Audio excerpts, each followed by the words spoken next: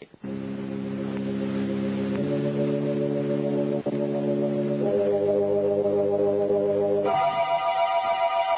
Tea and Lipton Soup present Inner Sanctum Mysteries.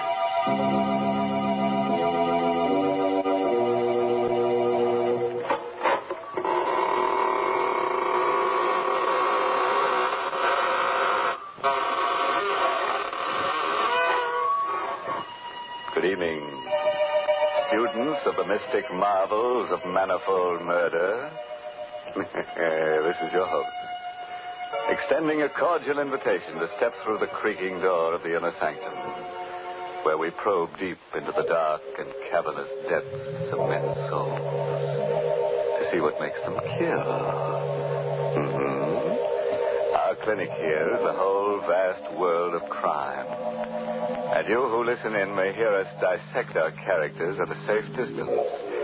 And unless your nerves are strong, you'd better take my advice and keep your distance.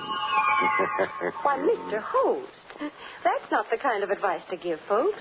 It sounds unfriendly. Well, what would you suggest, Mary? Well, give them some sort of friendly advice. Like pointing out to them the extra delight they'll get from a cheering cup of Lipton tea. Then go on to tell them why Lipton's is so downright delicious.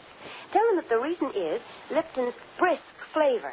And don't forget to mention that brisk is the tea expert's own word for the spirited, full-bodied flavor of Lipton's. So refreshing and so zestful. Explain that Lipton's brisk flavor is never flat, but always lively and satisfying. And in closing, remind them to try Lipton's soon, because in every cup of Lipton's there's extra enjoyment. And now that's the kind of advice you should give folks. Well, Mary, you seem to have given it to them already. So we can go ahead and get launched on Skeleton Bay. That's the title of tonight's story. An original radio play by Emil Tepperman. It's about a lady novelist, a writer of mystery stories. It opens at a swanky hotel with private cabins situated on a storm-swept rock-bound coast. The story itself is all about... You guessed it. Murder. Here's Betty Lou Gerson as Carol De Winter, the lady novelist, who will give us a blow-by-blow description. I'll tell you first about the night I met Michael Barrett. It was in August at Skeleton Bay. I'd come to the hotel supposedly for a rest. That was what I kept telling myself. But in reality, I didn't know why I'd come here. I'd seen the name advertised months ago. Since then, it kept hammering at the inside of my brain. It's like the voice of implacable fate commanding.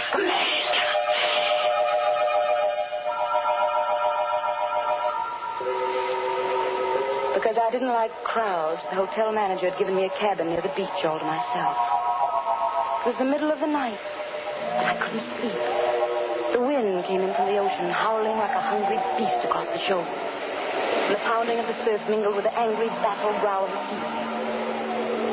I sat at the window in the dark, staring out at the beach. I was restless, excited. It was then I saw the signal. It was just a winking little light a few yards away on the beach. Someone was blinking a flashlight, on and off, on and off. I was able to make out the figure of a man in boots and a leather jacket. He was signaling toward the hotel. But to whom? I had the answer in a moment. A man moved past my window, going down toward the light. He had his collar turned up against the wind, his hat brim pulled low. But I knew who it was. Just a feel. The small, furtive man who'd come up on the train with me.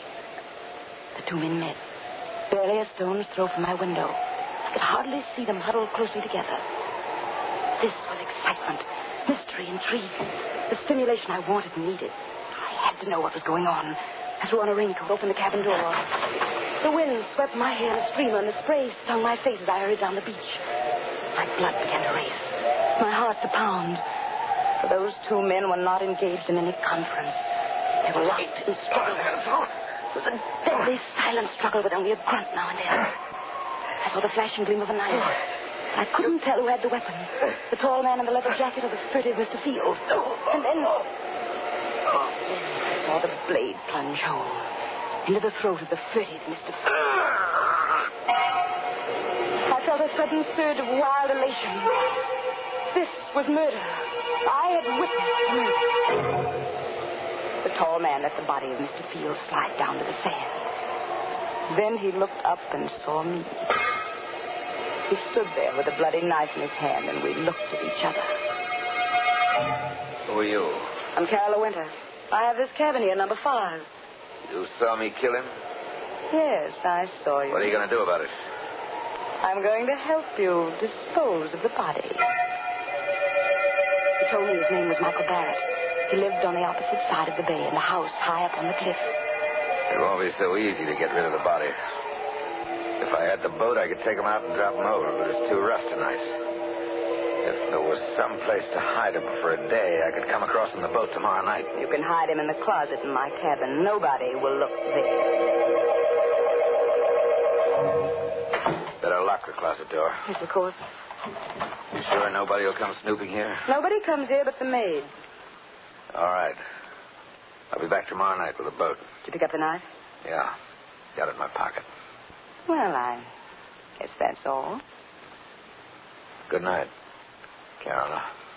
Good night, Michael.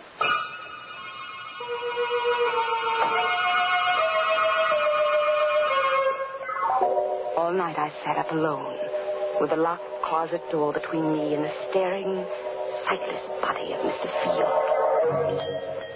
At breakfast next morning, they'd already discovered the disappearance. And the maid says his bed wasn't slept in at all. I think he could have committed suicide in the ocean. He was such a I hurried through my breakfast listening to the gossip all around me. Now, in broad daylight, I hardly believe the thing had really happened last night. You know, the hotel manager thinks it might be murder. I heard him phoning for the police. The police? I hadn't counted on that. Anything wrong, my dear? You look sick. I do feel a bit dizzy. I think I'll get some fresh air. Oh, poor dear. It must be quite a shock to her. She came up on the train with Mr. Field, you know. Out in the open air, I let the wind cool my fevered face as I hurried down toward the beach. It was only 9:30 in the morning. A whole day. A whole evening before Michael could come for the body. And the police would be around all day investigating, snooping. And all the time, Mr. Field would be sitting in my closet, staring blankly out of his sightless eyes. When I reached my cabin, I put a hand on the doorknob. Suddenly, I went cold all over. The door was unlocked. I stood still as a statue, listening.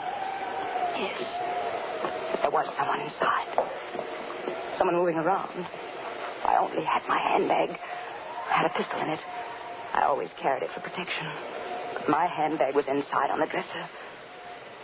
Slowly, I pressed the door open. Half inch, an inch. And then the door creaked. Is that you, Miss Winter? The maid. It was only the maid, of course. She'd be making up the bed. Why hadn't I thought of that? Miss Winter, is that you? Yes, it's I. What are you doing in that closet with those keys? Why, they're just my pass keys, Miss Winter. I was just going to tidy up the closet. I didn't ask you to do anything to the closet. Well, but that's part of the job, Miss Winter. I'm supposed to do that in all the rooms. Well, you leave this one alone. Keep away from that closet, do you hear? Yes, Miss Winter. But I was only trying to help. I want your help. I'll ask for it. Now, please leave it at once. Just as you say, Miss Winter. I'm sorry if I did anything wrong. Did she suspect anything? I hadn't liked her tone. Why had I been so sharp with her? Now she surely thinks there was something in the closet. Something she shouldn't see.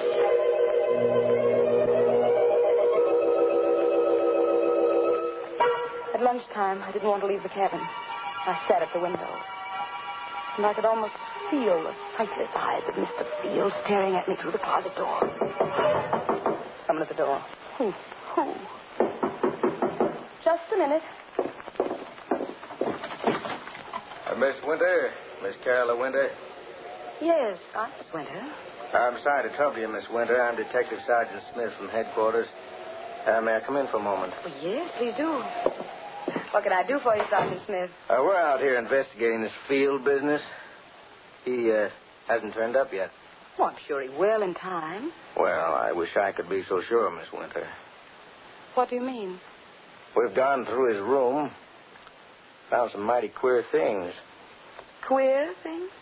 It seems this Mr. Fields is in some sort of racket. There's a good chance he may have been murdered. You don't say. I understand you came up on the train with him. Yes, that's true. Yeah. Did you have any conversation with him on the train? No, none at all. You're the Carolyn Winter who writes the mystery novels, aren't you? The same. Yes, I've read every one of them. They're darn good, Miss Winter. Why, thank you. Do you think you'll get a plot out of this? Mr. Field. Why, I can't tell yet. I wish you'd keep me posted on developments in case it does turn out to have a plot. Well, I sure will, Miss Winter. By the way, we found this picture among the papers in Field's room. I'm showing it to everybody around in case they might recognize it. It's an old newspaper item, about 10 years old. Can't figure out why he was carrying it around. It's about a guy named Wycliffe. There's wanted for murder in Canada. Here, take a look at it. I felt the blood racing in my veins, pounding at my wrists. The picture of the man named Wycliffe, who was wanted for murder in Canada, was a picture of Michael Barrett.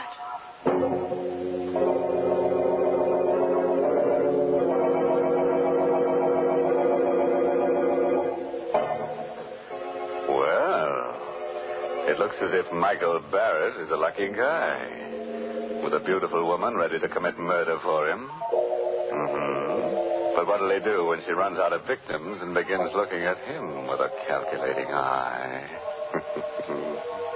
As for Carola, she sinned heavily, because murder is the greatest sin. Yes, if you ask me, she'd better hope for a depression, then all wages will go down, including the wages of sin.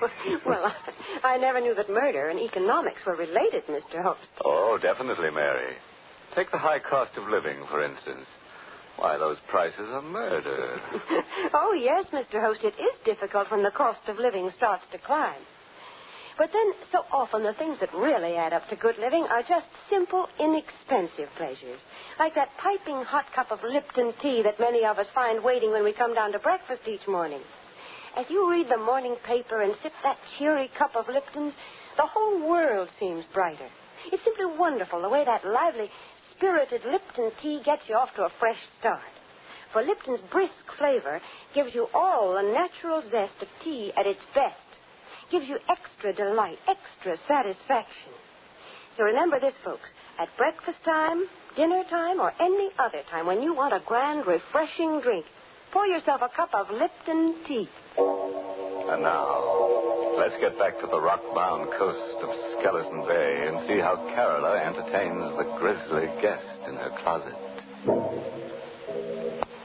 I don't remember now how I got rid of that Detective Smith. I told him I'd never seen the man in the picture and sent him away.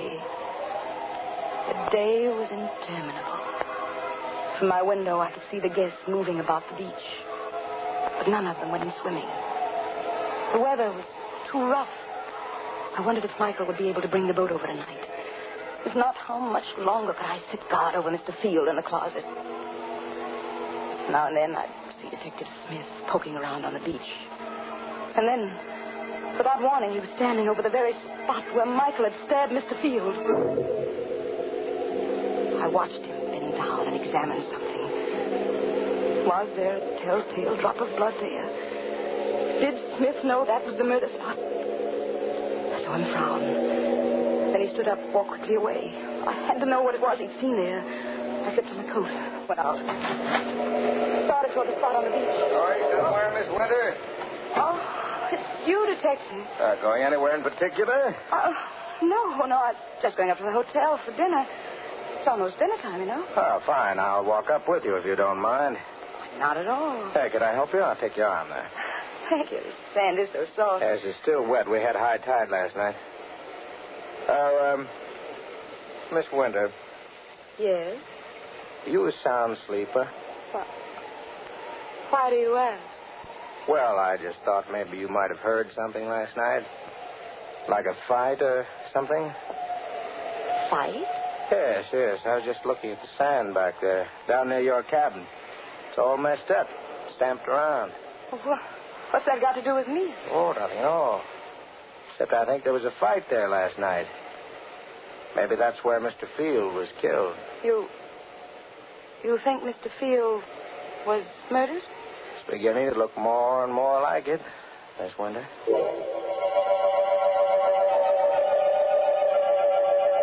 Somehow, I don't know how I managed to get through with the dinner. I hurried back to the cabin. Stopped at the door, shocked and unbelieving. There was a light inside. Someone was in there. This time I had my handbag with me. I took the pistol out. Once more, I inched the door open. It happened. The thing I feared. The closet door was open. And there was the maid, stooping over the body of Mr. Field. What are you doing there? The body. It's Mr. Field. You killed him. Suppose I did. What are you doing with that gun? What do you think? No! Oh. The wind was high, and the weather was rough. Unfortunately, no one heard the shot. I pushed her body into the closet next to the body of Mr. Field and closed the door.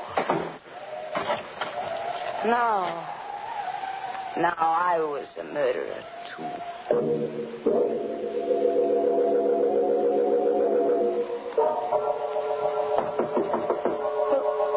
Who is it? Let in, Carla, quick. Yes. Michael, I thought you were coming. It's been a terrible day. What happened? Come here, I'll show you. Is he still in there? See for yourself. Great Scott, a woman. Who is she? The maid. She opened the closet while I was out. You killed her? Yes, Michael. I had to kill her. There are detectives at the hotel looking for Mr. Field. I suppose if I was smart, I'd kill you, too. And there'd be no one to talk. Yes, Michael, that would be smart. Go ahead. Kill me, if you can. I knew he couldn't kill me because I'd seen it in his eyes. We were two of a kind, both wild, both reckless, both eager for the thrill of danger. He, too, wanted to be like the wind. We'd both been brought together here by some force stronger than either of us. And we loved each other. Carla, darling. Michael. No more now, Michael. We have work to do. Yes. I'll take them down to the boat. I'll help you.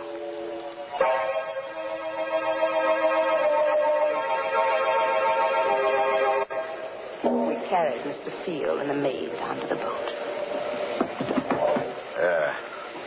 I'll take them out away and dump them. And after that, Michael? After that, then I'm going home. To your house on the cliff on the other side of the bay? Yes, Carola. Michael, take me with you. What? Take me with you to your house up there on the cliff. I'm sorry. I can't. You can't? You can't? Why can't you? There isn't anything I can tell you. What are you hiding up there in the house on the cliff? You mustn't ask. Please, Carola, you mustn't ask. Why, you're married. You have a wife up there. No. Then what? I can't tell you. But you're going away, leaving me forever. Not forever, Carola. Go back to the city. I'll come to you soon.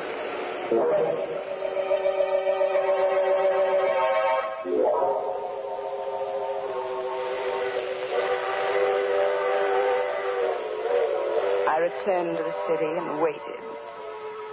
I waited a week, a month.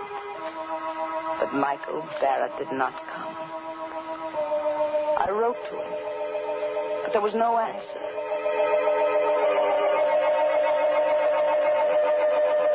And then one evening, I saw him. I was returning home in a taxi, and I saw him standing across the street looking up at my window. He saw me get out of the cab. He turned and started to hurry away. Michael! Michael! Michael, don't go away! Michael! A swell dish, folks, that's easy to make and mighty easy to take. Lipton's Noodle Soup. You can prepare it in a jiffy, and the whole family will love its delicious, chickeny-tasting broth, so full of tender, golden noodles. Lipton's Noodle Soup has all the fresh-cooked, homemade flavor of grandmother's noodle soup. Yet it's economical. It costs less and makes lots more than canned soups. So get Lipton's Noodle Soup Mix tomorrow. And don't forget to tune in next Tuesday night for another Inner Sanctum Mystery. This is CBS, the Columbia Broadcasting System.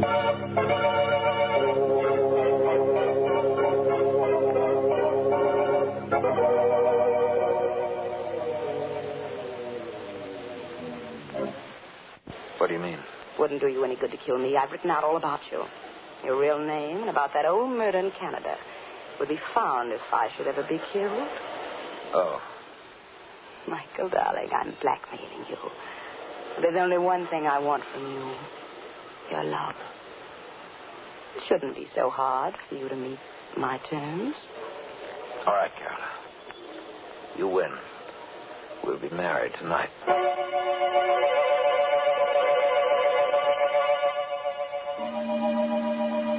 Soon after we were married, Michael began going out evenings. Once, sometimes twice a week. Staying out all night. He'd return late the next day. When I asked where he'd been, his temper would flare up into something terrible. I stopped asking, but I couldn't rest. I had to know where he went. One evening, I followed him. He boarded a train for Skeleton Bay.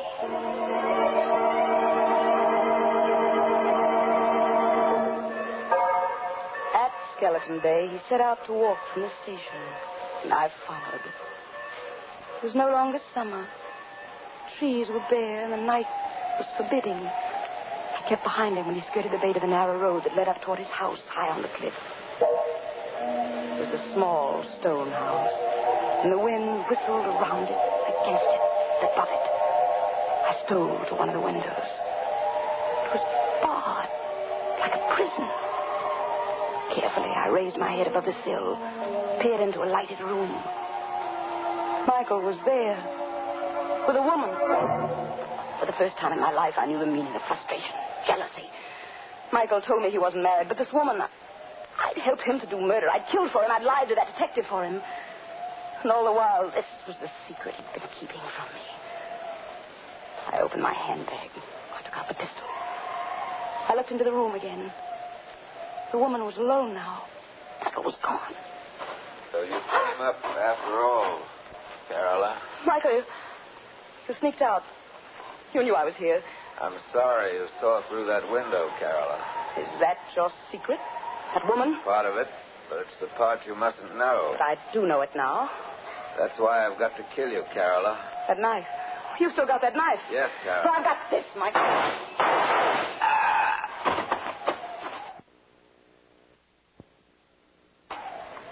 He fell at my feet. I looked down and watched him die. Now I knew why I'd really come to Skeleton Bay that first day. It was for this. To kill Michael Barrett. So he's dead. At last. You've killed him. You. The woman in the house. You saw me kill him? Yes, I saw you. What are you going to do about it? Help you dispose of the body, of course. Help me dispose of the body. Those were the very words I'd said to Michael Barrett down there on the beach. How this woman was saying them to me. Who are you? I'm Lisbeth Whitecliffe. I'm Michael's sister. Sister? And you want to help me dispose of his body? See the bars on those windows? Yes. I've been a prisoner in this house for 10 years. You what? Michael killed the man I was going to marry 10 years ago in Canada. He murdered him. But this house, this prison... Michael brought me here. He's kept me a prisoner because he knew if I got free, I'd tell the world he was a murderer. And that's the secret. The secret he wouldn't even tell me. I shot her. Yes, I killed her, too. There outside the house, and she fell beside Michael. And I rolled both bodies over the cliff, down into the sea.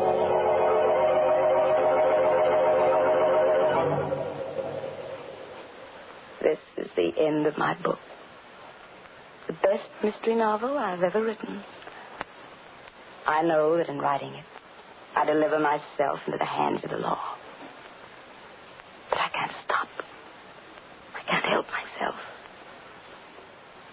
So now, I'm finished. I will mail it to my publisher and wait for Detective Sergeant Smith to come and get me.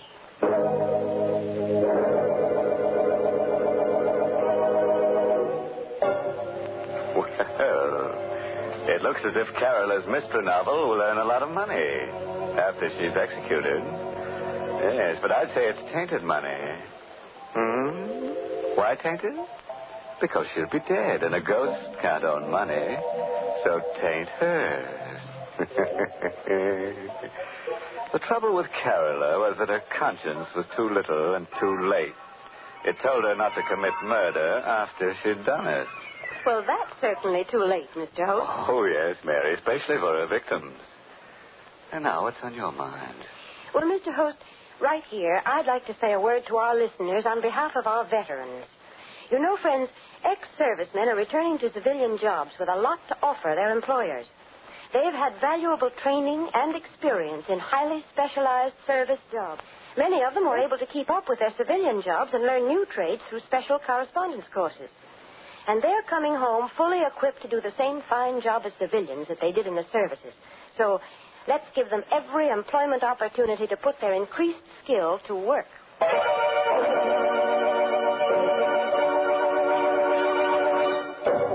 And so, friends, we take our leave of lovely Carola Winter. She would have been better off if she'd remembered that the pen is mightier than the sword, because the sword is leading her right back to the pen anyhow. Oh, yes, and remember, friends, when you go on a vacation, always insist on plenty of closet space, as you never know what unexpected guests might drop in or drop dead. By the way, this month's Inner Sanctum mystery novel is Death in the Limelight by A.E. Martin. And next week, the makers of Lipton Tea and Lipton Soup will bring you another Inner Sanctum mystery directed by Hyman Brown. It's about a young chemist who discovers the secret of perpetual life. But he made the mistake of getting involved with death. So, until next Tuesday, good night. Pleasant dreams.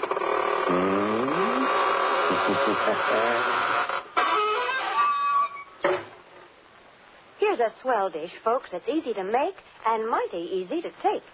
Lipton's Noodle Soup. You can prepare it in a jiffy, and the whole family will love its delicious chickeny-tasting broth, so full of tender golden noodles. Lipton's Noodle Soup has all the fresh-cooked, homemade flavor of grandmother's noodle soup. Yet it's economical. It costs less and makes lots more than canned soups. So get Lipton's Noodle Soup Mix tomorrow. And don't forget to tune in next Tuesday night for another Inner Sanctum Mystery. This is CBS, the Columbia Broadcasting System.